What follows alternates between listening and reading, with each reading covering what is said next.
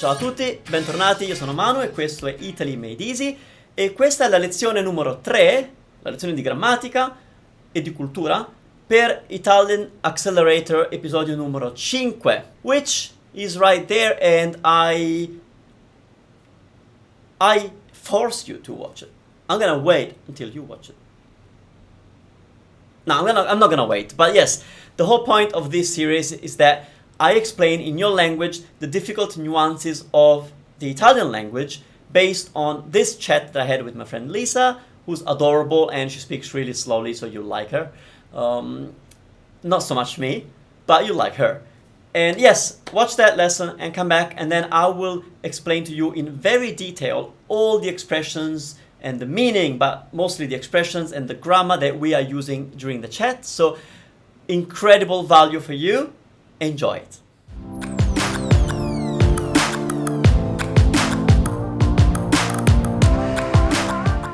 Poi da Brisbane, dopo un mese che siamo stati lì, abbiamo fatto le carte, come si suol dire, il Medicare, per insomma tutte le varie burocrazie.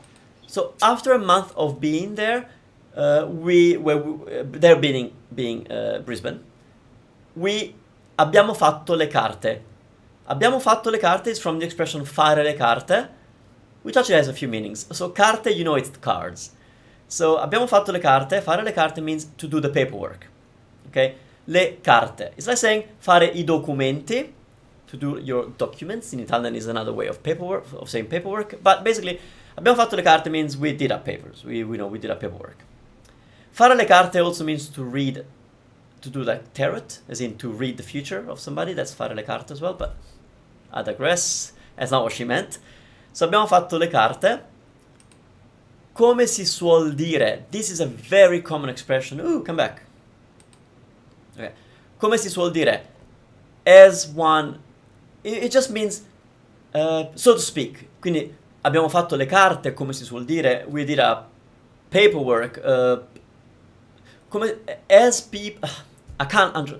It's not really so to speak. This means as people say. You know, for example, if you quote a proverb, you could follow it up with come si suol dire, as it's common to say, as it's a common thing to say. Come si suol dire.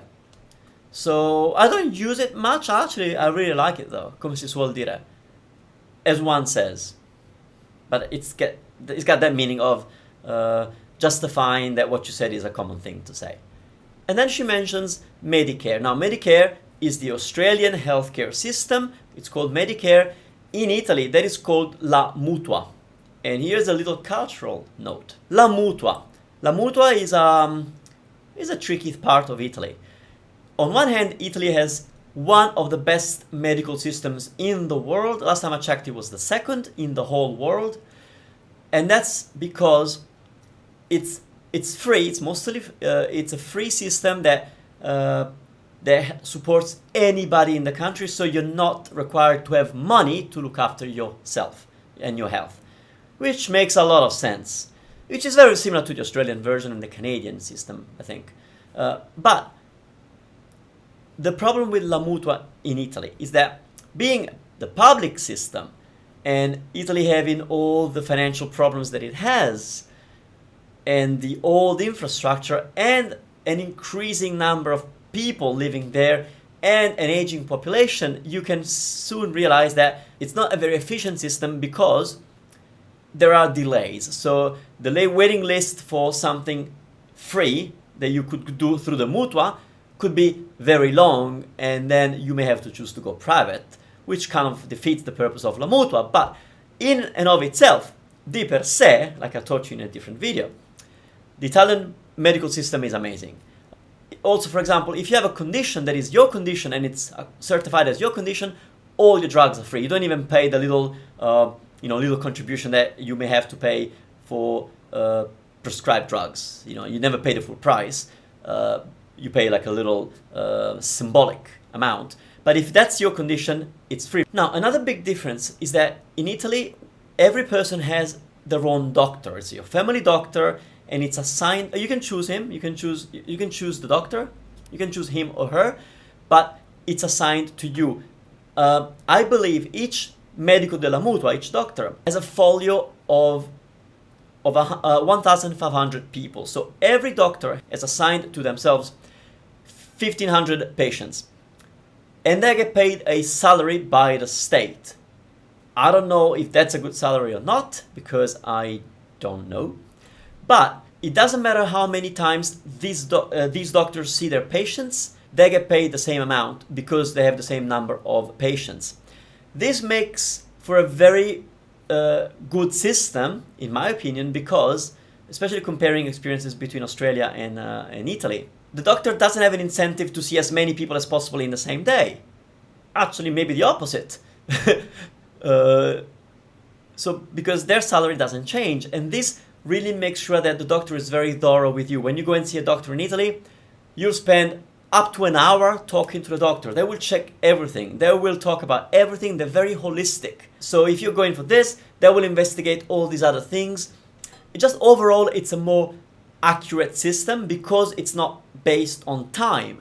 Also, because the Italian mutua is a public system and you don't need to have insurance, you also don't need to be an Italian citizen or an Italian resident. If you show up at a hospital, you will be looked after.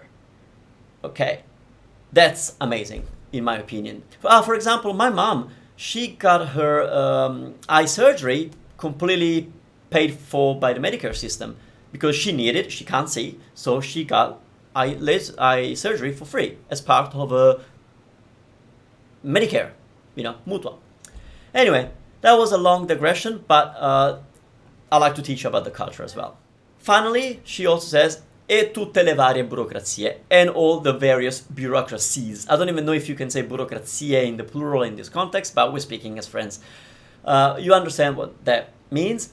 I want to point out that tutte le varie, all the various, you could use that expression for anything else that you would say, and all the different things. Tutte le varie informazioni, all the various information that you receive.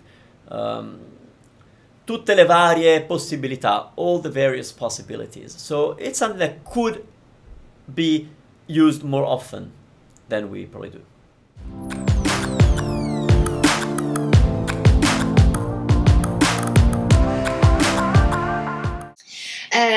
Eravamo così in cerca di un posto, di una casa.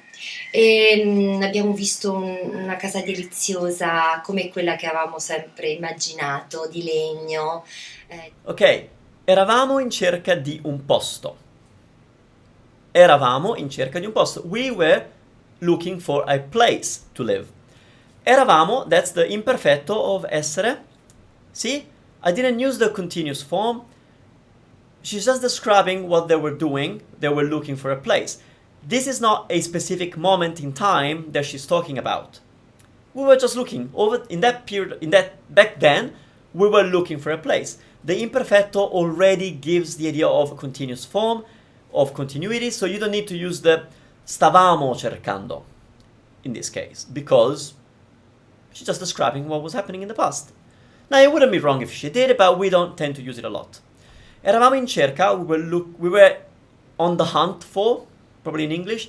So eravamo in cerca di un posto, of a place to live. This is my favorite. Una casa deliziosa. Why is it my favorite? Because something that I hear a lot from 100% of English speakers is using the adjective delizioso and deliziosa refer to food. So every time you are commenting on food, you would say, delizioso. Italians don't say that. I have never honestly heard an Italian use the word delizioso talking about food as expressing an opinion on something they've just eaten. We just don't use delizioso in that way. Now, it does mean that, so you could occasionally say it, but we use other words. If the pizza was delicious, questa pizza era fantastica, incredibile, buonissima, da leccarsi I baffi, to lick your own whiskers. I'm gonna type that because I think it's really cool. I hope it fits. Da leccarsi I baffi. That means to lick your own whiskers. So, da leccarsi I baffi. We use other ways of saying that that thing was delicious because we don't use the word delizioso at all. But she's using it for a house because it was adorable. Okay? It's an adorable, cute house. Also, remember that Lisa is a girl. I probably wouldn't have said that. It's more of a girly way of describing something to mean that it's cute and adorable. So, my advice to you is to stop using the word delizioso to describe food and find other ways of describing your food.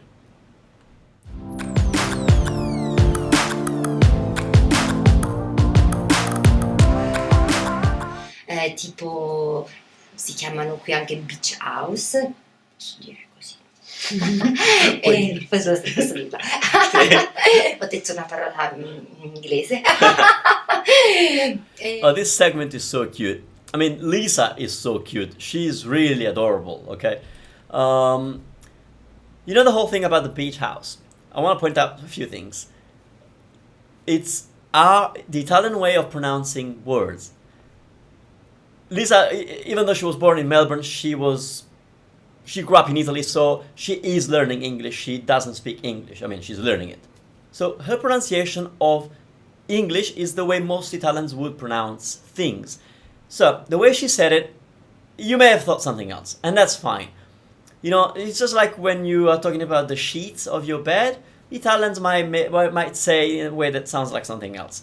That's because us, speakers of our native languages, tend to maintain our accent when we speak the foreign language. Italians do that particularly well, maintaining the accent.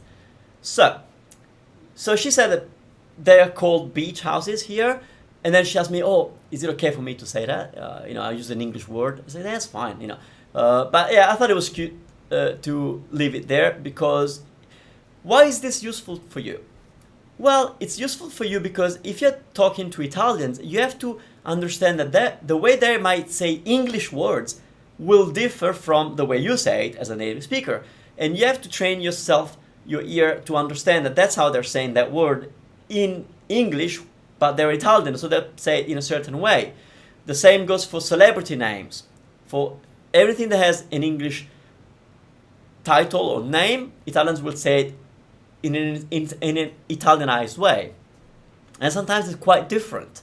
So, also, something that you could take this to the extreme is if you're trying to communicate with an Italian who doesn't speak English, and you want to say English things because that's how they are, okay? Italianize them as much as possible, not to the point of being ridiculous like translating names of New York saying Nuova York. No, we still call it New York. We just don't pronounce the new the way you would say.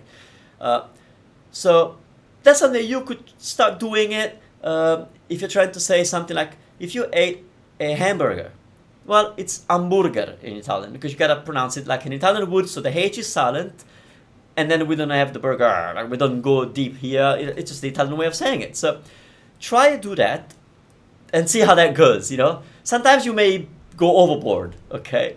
But most of the times you'll be right. So how did you go? You're still awake? I hope so, because these lessons are the bomb for you because nobody else is providing this kind of stuff for you. And honestly, if this was provided to me in the languages that I do speak, it would be of immense value. Sadly, nobody is doing it. So you guys, Portuguese, Spanish, French, Japanese people, create stuff like this for me.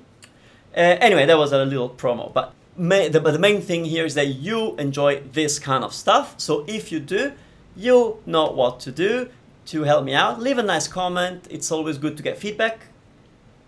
That implies that it's good, but it might not be good. But let me know what you think if this is helping you.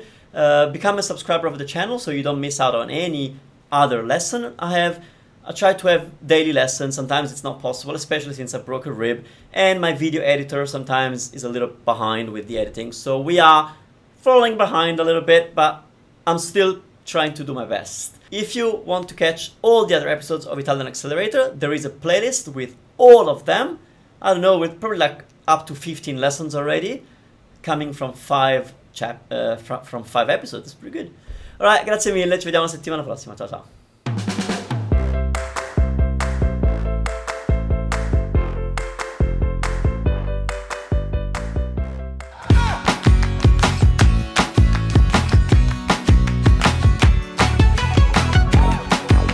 Ragazzi, per non perdere nessuna lezione di italiano, attivate le notifiche. Si fa così. Prima vi iscrivete al canale, poi fate clic sulla campana vicino al bottone rosso e selezionate quest'opzione.